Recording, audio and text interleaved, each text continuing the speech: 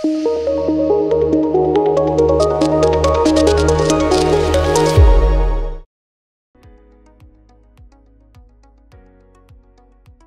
viewers, నేను doctor Suma, consultant 49 fertility centre Vijayawada.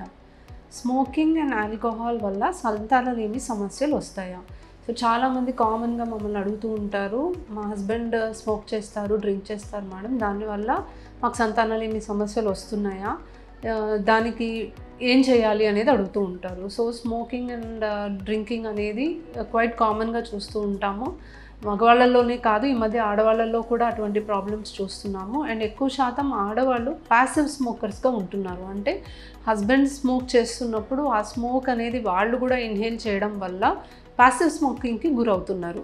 So definitely smoking and alcohol రెండూ కూడా ఆడవాళ్ళలో మగవాళ్ళలో ఇద్దరిలో కూడా సంతానలేమి సమస్యలు రావడానికి కారణాలు అవుతాయి. సో స్మోకింగ్ వల్ల ఆడవాళ్ళలో హార్మోనల్ ఇంబ్యాలెన్సెస్ ఏర్పడవచ్చు, ఓవ్యులేషన్ అనేది కరెక్ట్గా జరగకపోవచ్చు, ఎగ్ నంబర్ తగ్గిపోతూ వస్తుంది, ఎగ్ క్వాలిటీ కూడా తగ్గిపోతూ వస్తుంది. సో చాలా స్టడీస్ అనేవి ఉన్నాయి, ఎస్పెషలీ వెస్ట్రన్ పాపులేషన్లో స్మోకింగ్ ఆడవాళ్ళలో కూడా క్వైట్ కామన్ కాబట్టి అక్కడ రీసెర్చ్ చేయడం జరిగింది. అండ్ ఆ రీసెర్చ్ ప్రకారం చూసుకుంటే మనకి వేరియస్ ఎఫెక్ట్స్ అనేవి ఉన్నాయి. డెఫినెట్లీ సంతానం కలగడానికి అవకాశం అనేది స్మోకర్స్లో ఎక్కువగా మనకి తగ్గిపోవడానికి అవకాశం ఉంది అనేది తెలుస్తుంది.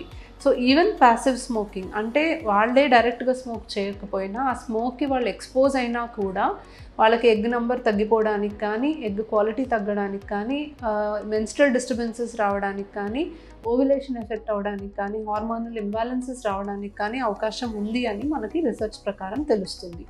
మగవాళ్ళలో చూస్తే స్మోకింగ్ వల్ల స్పర్మ్ క్వాలిటీ ఎఫెక్ట్ అవుతుంది అని తెలుస్తుంది.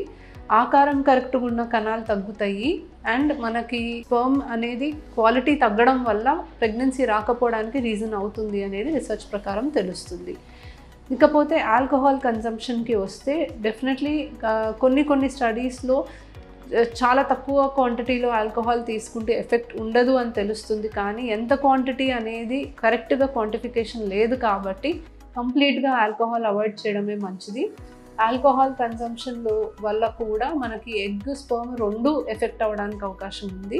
స్పర్మ్స్ పైన డెఫినెట్లీ మనకి ఆల్కహాల్ కన్సంప్షన్ వల్ల ఎఫెక్ట్ పడుతుంది. అండ్ మెయిన్లీ మగవాళ్ళలో సెక్షువల్ డిస్ఫంక్షన్స్ అనేవి అరైజ్ అవ్వడం అనేది చూస్తాం. సో సెక్స్ పైన ఇంట్రెస్ట్ తగ్గిపోవడం, సెక్షువల్ పర్ఫార్మెన్స్ తగ్గిపోవడం ఆల్కహాలిజం వల్ల, అండ్ దీనివల్ల ప్రెగ్నెన్సీ ఛాన్సెస్ అనేది తగ్గిపోవడం చూస్తాము. ఇది కాకుండా స్పర్మ్ క్వాలిటీ అండ్ క్వాంటిటీ పైన కూడా మనకి ఆల్కహాలిజం వల్ల ఎఫెక్ట్ పడుతుంది అనేది స్పష్టంగా తెలుస్తుంది. సో లైఫ్ స్టైల్ మోడిఫికేషన్ మనకి ఫర్టిలిటీ పైన చాలా ఇంపాక్ట్ పడుతుంది. స్మోకింగ్ అండ్ ఆల్కహాల్ రెండు కూడా కంప్లీట్గా అవాయిడ్ చేయడం మంచిది. స్మోక్ అండ్ ఆల్కహాల్కి అలవాటు పడిన వాళ్ళు కనీసం ఒక 3 months పూర్తిగా వీటిని మానేస్తే తప్ప దాని ఎఫెక్ట్ ఎగ్ అండ్ స్పర్మ్ పైన పడకుండా ప్రెగ్నెన్సీ రావడానికి అవకాశం అనేది ఉంటుంది. సో ఒక 3 months పాటు యూజువలీ మేము సజెస్ట్ చేస్తాము. కంప్లీట్గా మానేసిన తర్వాత వాళ్ళని ట్రీట్మెంట్కి రమ్మని చెప్తాము. అండ్ ఆ ట్రీట్మెంట్కి వాళ్ళు కరెక్ట్గా ఫాలో అప్ చేసుకుంటే డెఫినెట్లీ ప్రెగ్నెన్సీ వచ్చే ఛాన్సెస్ ఉంటాయి. సో రీసెర్చ్ ప్రకారం చూస్తే మనకి స్మోక్ అండ్ ఆల్కహాల్కి అలవాటు పడిన వాళ్ళల్లో 50% హయ్యర్ ఛాన్సెస్ ఆఫ్ ఇన్ఫర్టిలిటీ అనేది కనిపిస్తుంది. కాబట్టి దాన్ని వాళ్ళు సీరియస్గా తీసుకొని దానికి తగ్గట్టుగా లైఫ్ స్టైల్ని మోడిఫై చేసుకోవడం మంచిది.